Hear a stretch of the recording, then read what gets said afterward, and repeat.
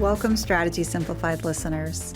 We're so pleased to share with you this conversation with Stephanie Cater, a partner at the Bridgespan Group. Stephanie's been with the firm for a decade and is a co-leader of the firm's impact investing space. She has a lot to share about the background, clients, projects, and daily life of a Bridgespan consultant. As she also spent time in for-profit consulting, she has a unique perspective to compare and contrast the two. I hope you enjoy the discussion. We are pleased to have with us today Stephanie Cater from Bridgespan. As we kick things off, Stephanie, well, of course, fabulous name, not only Stephanie, but Stephanie K and Stephanie K. Japheth pointed that out earlier, so it's lovely. As we kick off this conversation, would love if you could just tell us a little bit more about yourself, who you are, and your background. Happy to, Stephanie K. Thanks so much for having me here. I guess I'll start by saying I'm a mother of two living in suburban Washington, D.C. And career-wise, I started my career in the for-profit consulting sector at a small firm in San Francisco called Webster Pacific. And then I pivoted over to social sector consulting from there. And I'm now a partner at the Bridgespan Group, which is an advisor to the social sector. And our mission is to try to make the world more equitable and just. And I've been here for a decade now. Very exciting. Thank you again for taking the time to join us. I understand that you help lead your firm's efforts related to impact investing. For our audience, could you brief us a little bit on what is impact investing and how is Bridgespan a player in this space? Yeah, it's a great question. So impact investments are made with the intention to generate social and environmental impact alongside a financial return. And the return target can range from market rate returns to below market rate expectations, depending on the investor's goals and constraints. And the investors that Bridgespan works with include many very large private investors, many of whom are absolutely seeking out market rate returns, as well as family offices and foundations. And the ways we support them really go all the way along the life cycle of an investment fund, as you might think of it, starting from developing an impact strategy for a fund or a potential fund, moving on to developing standards-aligned impact measurement and management systems, sometimes doing deal-level impact diligence alongside commercial diligence that they may be doing themselves or that another advisory firm might be conducting, and then finally supporting portfolios downstream to increase their impact. And Bridgespan didn't start out working in the impact investing world. For the first 15 or so years of our 20-year history, we worked exclusively with philanthropists and nonprofits, but we've kind of found ourselves pulled into this space as the impact investing world has grown and as there seems to be this need and this demand for people who really do think impact first to help and support that industry fulfill its potential to do good in the world. Mm-hmm. And it seems like you've made some huge strides here. I understand that your team, in partnership with other organizations, recently published a list of over 150 funds that seek to direct capital towards advancing racial equity. How did this project come about, and why do you think it matters? Thanks for asking about that. Yes, we did very recently publish that. And one of the really interesting aspects of Bridgespan to me is that part of our mission is to share what we learn from working with clients. And we're privileged at this point to have done well over 1,000 client engagements. There's a good deal of insight to draw from, which I think is really interesting in that it contrasts very sharply with a lot of my experiences anyway in for-profit consulting, where the non-disclosure agreement really is king. And we are not sharing insights from any one client to any other client over the world. At Bridgespan, we're sort of the opposite of that. And a few months ago, the way that the specific article you referenced came about is that we realized over the course of our work that we'd come across numerous investment funds that are seeking to advance racial equity with their investing. And at the same time, we were seeing a lot of really positive commitments from corporations and investors to try to make pledges to make an impact on racial equity. And we were seeing a lot of reports that a lot of them were struggling to figure out where to put their capital. And so we published the list for, even though it's not comprehensive at this moment and it's not perfect, we decided to go ahead and publish it alongside our three publication partners, really for, I guess, two reasons. The first is to debunk that myth that there's no quote unquote product as it's stated in the investment world out there in the racial equity space, as I think the sheer length of our list demonstrates that is a myth. And then second, it can be really challenging to get your name out there, especially as a first-time fund manager or a fund manager of color who may not be well networked yet. And we wanted to elevate along our list beyond the most well-known few. So for those reasons, we decided to go ahead and publish. For those on the call who may be interested in learning more about this project or this list of funds, how could they learn more? Yeah, that if you are interested in learning more, you can find the article. The title of it is Getting Money Off the Sidelines, a Starting List to Invest for Racial Equity.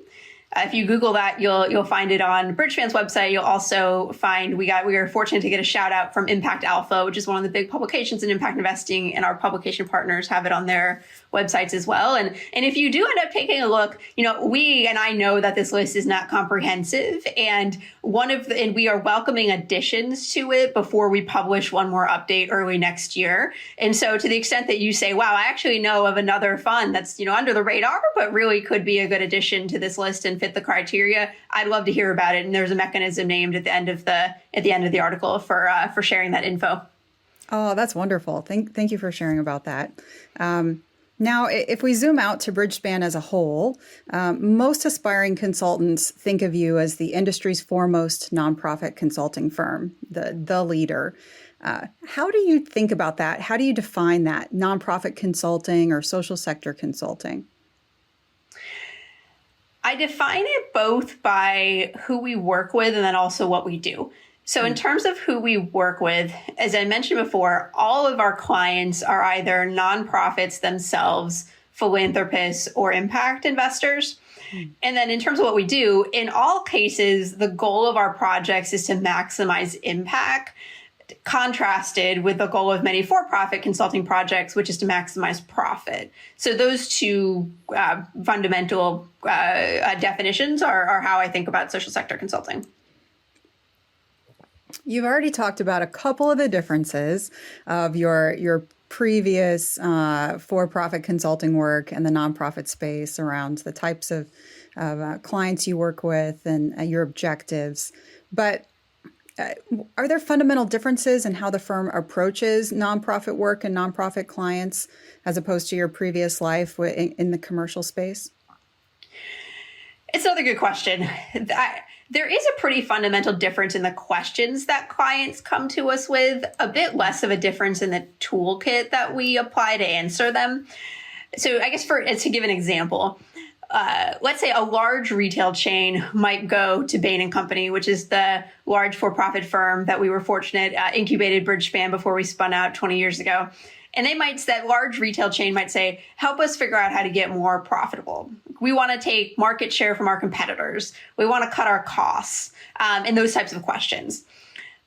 By contrast, there might be a large network like the YMCA, which is a longtime Bridgespan client, who might come to Bridgespan and say, help us figure out how to increase our impact. And unlike that retail chain who thinks about other stores in their vicinity as competitors, the YMCA wouldn't think of other youth and fitness centers as competitors, but rather would ask, is there a way to partner with them to better serve communities? Can we make them better? Can they make us better? Can we work together? And the YMCA might have financial sustainability on their mind too, but some of their most resource-intensive offerings might also be the highest impact, and that's a big consideration in deciding what you pursue and what you continue and what you don't. And so it's certainly the same concept of we're going to try to help an organization be as effective as possible, but the impact versus the profits as the North Star does impact in a pretty significant and fundamental way the types of questions that we get approached with from our clients. Mm-hmm. And how does that translate to the day-to-day level, the experience of being in nonprofit consulting? Yeah, so I personally feel, as someone who's worked in both worlds, that it's more similar than different. So like day to day, at Bridgespan, you're still meeting with your small project team and conducting expert interviews, doing an analysis in Excel, putting together presentation slides for clients, and many of the things that the listeners of your podcast and the folks on the Zoom call probably associate with for-profit consulting as well. But to your question about how it can feel different, I do think it can feel different. And I guess, for example, going back to my examples, a classic analyst work stream at a for-profit consulting firm would be to go, or I guess at any consulting firm, would be to go talk to customers to get data and insights for a company. And at Bridgespan, at the YMCA, let's say, and it is a client I've worked for me, that meant I'm going to go meet with families at the local Y branches to ask what offerings have made the most difference for their families. Is it the childcare? Is it the healthy cooking classes? Is it the athletic facilities and so forth? And truly and authentically seek their opinions on what the Y could do more of or differently to help them. And that just to me feels different, or has felt different than standing outside a high-end fancy gym and asking customers whether they'd pay more for their memberships if there was I don't know, another smoothie bar added inside or something like that. And I don't say that with any judgment, because I actually love for-profit consulting and I love most of my clients there too. But to answer your question about just how it can feel different day to day, I do think that it can. Absolutely. That makes sense. I mean, there's probably some people that are listening that are thinking about this space for the first time.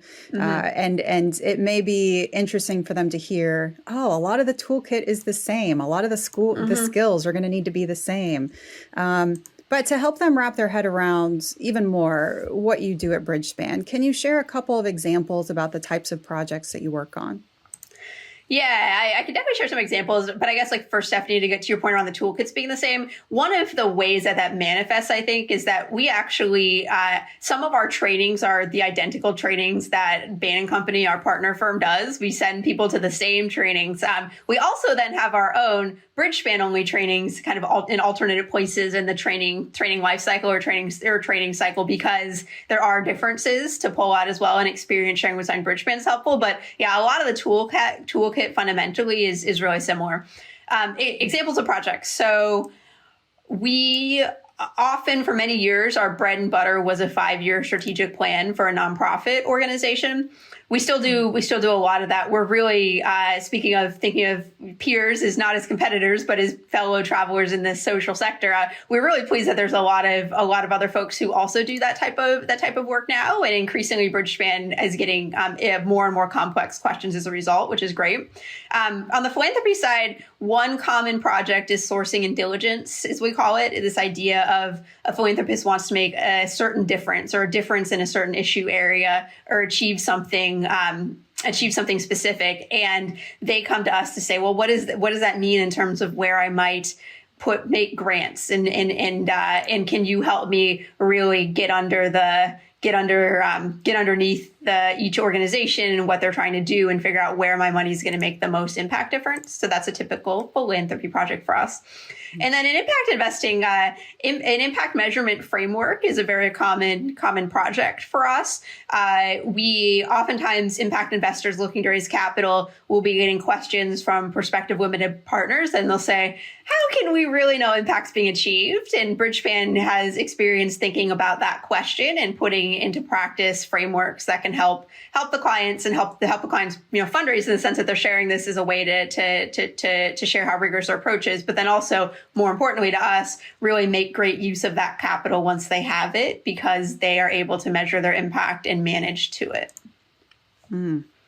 Absolutely. Quite a diverse set of different things that you do, and also a lot of diversity with the different types of clients that you work with. You already mentioned these different categories across nonprofit to impact investors themselves, or philanthropists, et cetera. Can you speak a little bit more about the different client types that you have? Yeah, happy to. So a lot of our clients tend to be, or have historically been, some of the bigger organizations in the social sector, for the reason that Bridgespan's business model is not it's a sustainable economic model. We don't do any pro bono work. We charge at cost what we charge for all of our services, which makes us a lot less expensive than some of the other providers out there, but also means that it can be a really significant investment to engage a Bridgespan team on a project. And as a result, a lot of our clients tend to be sort of some of the larger foundations, some of the larger not-for-profit organizations, whether in the United States or abroad. Some of the impact funds who have raised capital already, for example, and folks like that. We are really keen to engage with clients who are either smaller or just in an earlier stage, or just have faced barriers to attracting the type of capital that can enable them to hire Bridgespan in the past. And so a couple things that we do in that vein that brings different client types in. One is that we started a program several years ago now, called Leading for Impact, in which instead of having a full-on Bridgespan team helping to tackle a big challenge that an organization might be facing, the organization gets in a group model geographically. So, for example, 40 nonprofits in Atlanta, and the executive teams identify their issue and go through a group model whereby they themselves are actually doing the work of the project, but they're getting Bridgespan coaching in a group setting and a little bit one-on-one too in order to do that, thereby strengthening the leadership teams and giving them some great development opportunities and capacity building, while also accomplishing whatever their goal at the moment is. So we work with a lot of smaller nonprofits in that way. And then we also, I guess we can't call them our clients per se, but we really are serious about what we call knowledge and the insight sharing that I mentioned. And we raise our own grant dollars to be able to fund that work, so that we can take dedicated time from really probably close to everyone who works at Bridgespan, certainly from our advisory folks and folks on the knowledge team, a portion of our time to be able to share that. And so we try to reach the aspiring nonprofit leader out there, or the social entrepreneur, with whatever we can, to the extent that we can be helpful without ever necessarily having to engage in a meaty way together. Well, I know that those going through an educational program and focused on social impact investing, nonprofit management, of course they'll have heard of Bridgespan as a thought leader, and be curious about perhaps working with or working for you in the future. So I understand Bridgespan's growing. With that comes the need to bring more people onto your team. What are some of the qualities and skills that you look for that signal that a candidate is a good fit for your culture? We'll be right back after this quick message. If you're looking to break into Bridgespan or a firm like it, your resume needs to be top-notch. It needs to highlight your transferable skills, things like leading teams, managing stakeholders, or running analysis in Excel. And it must also point to the impact you've achieved throughout your career. Things like increasing revenues for a company, reducing costs, and improving efficiency. If you're not sure if your resume is up to spec, you can send it to us for a complimentary review. team@managementconsulted.com. In addition, you can work with our team on a custom resume edit. We'll go line by line to transform your resume to give you the best shot of getting in the door at the firm of your choosing. The link is in the show notes.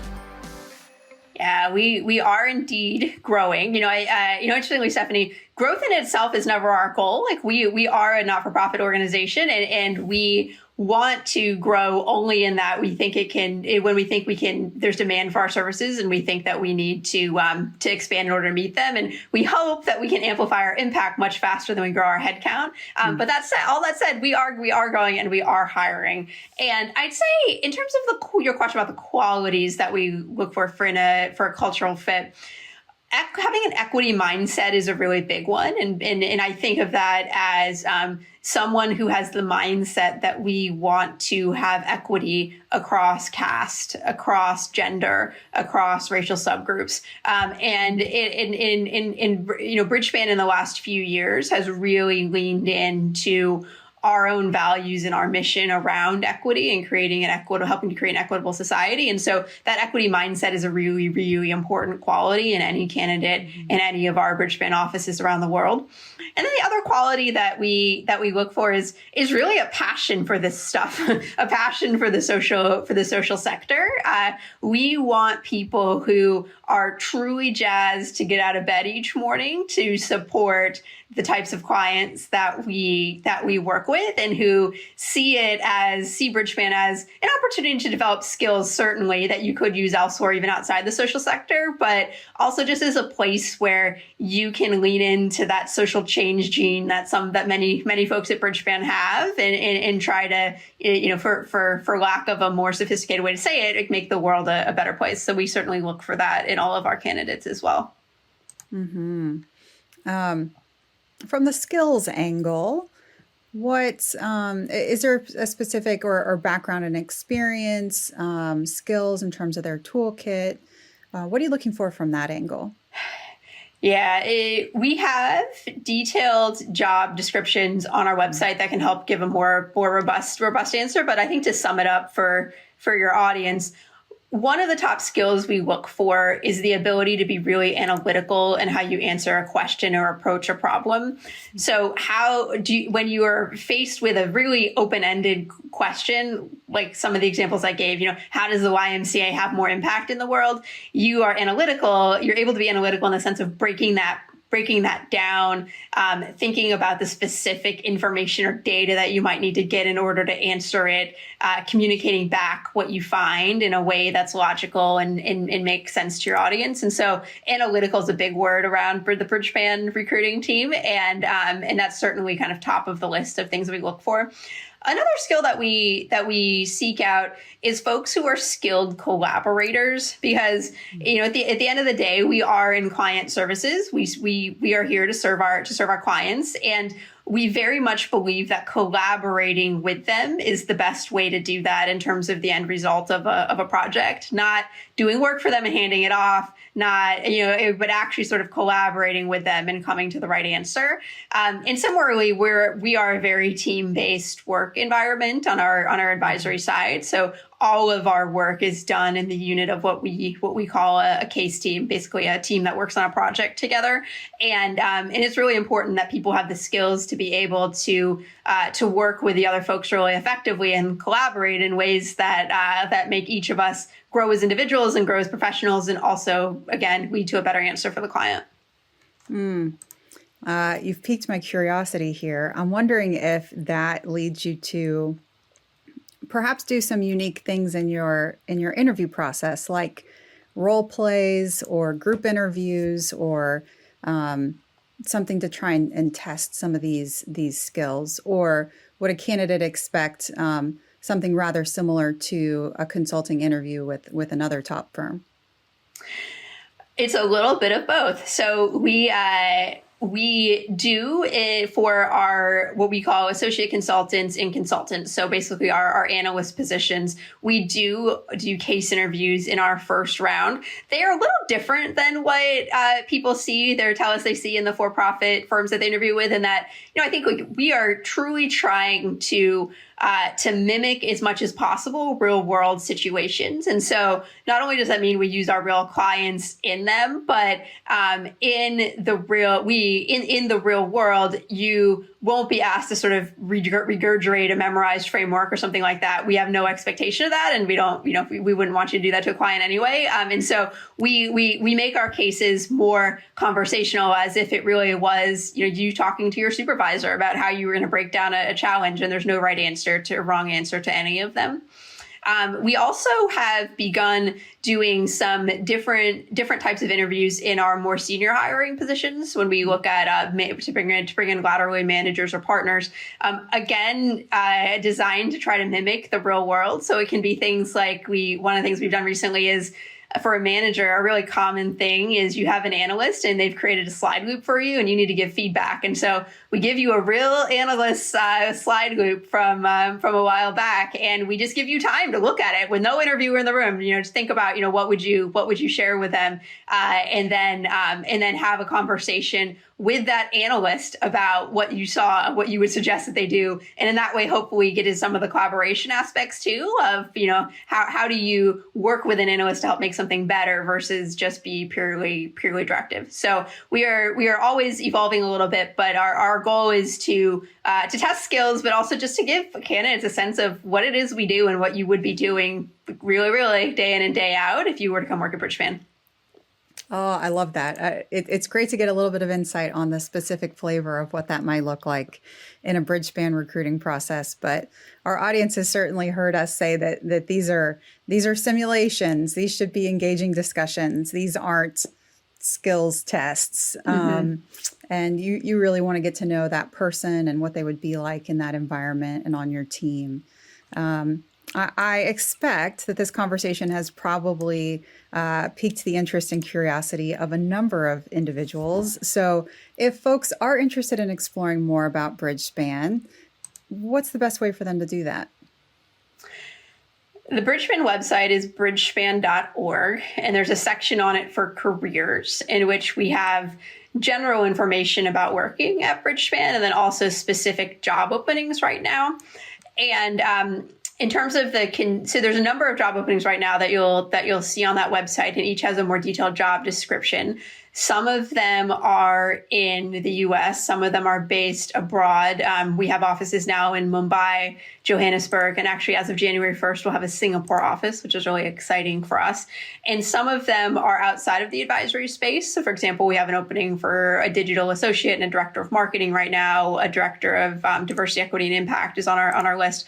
The advisory positions that you'll see up right now are for managers. We recruit what we call kind of on cycle with the academic calendar for our more junior associate consultant positions. However, we sometimes recruit off cycle too. So I'd suggest learning more on that page and then checking back frequently to see if there's additional postings, because we do frequently do some off cycle analyst hiring as well. Wonderful. Would love to pivot and ask a few more personal and fun questions as we start to wrap up. I wonder if you could just speak a little bit more to being a mom of two as a and a partner at a top firm. What's that journey been like for you? How have you made it work? Yeah, the balancing act question. It's definitely a balancing act. I find that for me, the key has been figuring out how to. So the nice thing about many consulting jobs is there's some degree of flexibility, and by that I mean at Bridgespan we average 50 to 55 hours a week of work, but it can really be, for the most part, you can, outside of the 9 to 5, you can get those extra hours in it at a lot of different times or points. And there have been periods in my life where I've felt like I have all these things going on after work, and I'd rather just spend a Sunday morning at my computer finishing things up before the week starts. At this point in my life, as a mom of two kids, very young kids, it's a strategy of like go hard while they're at daycare and get everything possibly done that I can, and then also just. Bridgespan has a number. As being here a decade, I've learned that Bridgespan has a number of supports that are available to people like me as we need them, and those include things like an opportunity to go part-time, which I did very briefly at the start of COVID during the 93 days when we didn't have childcare. Not that we were counting, as well as just sort of like support systems in place. We have assigned people who help mentor each of us and who are just sort of our community of folks. And so that's the other piece of it for me. But overall, I've found that Bridgespan gives me energy. Like the workday gives me energy. And that is just so important as I think about trying to be present outside the workday too, and ending at the end of the day and doing daycare pickup and not being totally wiped from a mental perspective. Oh, understood completely. Thanks so much for sharing a little bit more about that. As we're speaking today, it's December 2021, the most wonderful time of the year. Do you or your family have a favorite Christmas movie or tradition? Hands down, our favorite Christmas movie is Elf. I'm sure we're not alone in that, but it is just such a uplifting and hilarious film. So we are annual consumers, if not more frequently, of Elf. Oh, I love it. That's a favorite of mine as well. Fantastic. And we'll end off here with a reflective look back. If you could go back to your mid-20s, what advice would you give yourself? The advice I would give my mid-20s self would be to not spend too much time on a 10-year plan. There will be twists and turns, I would tell my younger self. And the biggest manifestation of that for me is, well, I guess two things. So one, I left for-profit consulting to try to not do consulting. I wanted to go in the social sector. I wanted to make a difference. I tried working for free for anyone who would let me for short periods of time to learn what it'd be like to work more on the ground in the social sector. And I ironically realized that I loved all of that work and I missed consulting. And that led me right back into consulting. And then the other thing I'll share is that you mentioned your first question or second question that one of the hats that I have at Bridgespan is I co-lead our impact investing practice. I didn't know what impact investing was when I was in my mid-20s. It was not a term I was familiar with, and it would not have been a career path that I could have charted out milestones and goals around. And yet I happen into it. And the way I happened into it actually is I was supporting a philanthropist at Bridgespan who decided to put some capital in an education, like a very mission-driven education social enterprise started by ex-Teach for America people. And I had to figure out how do you do that? And the answer is you make an impact investment. And it's happenstance like that and the twists and turns that I think can make have been most fulfilling for me in many ways. And I wish that I had spent less time trying to chart out a plan in absence of knowing what those fulfilling twists and turns would be. Understood. Well, Stephanie, it's been an absolute pleasure getting to know you a little bit more today, hearing more about your firm and the work that you do. We just want to really thank you again for making the time to share more with us. Absolutely. It's terrific to be with this audience. And I really appreciate all of your questions and your interest in a place that I feel very passionate about. Thanks so much. Thanks for joining us today. I loved hearing from Stephanie that they're looking for the same problem-solving analytical candidates that a for-profit firm is looking for, alongside a passion for social impact and collaboration. You can find links in the show notes to Bridgespan's career page and the publication referenced in today's discussion. If you're interested in working for a firm like Bridgespan, do check out our information and offerings at managementconsulted.com, where you'll find information and resources to help you understand the consulting interview, get and prepare for the interview. We'll see you next time.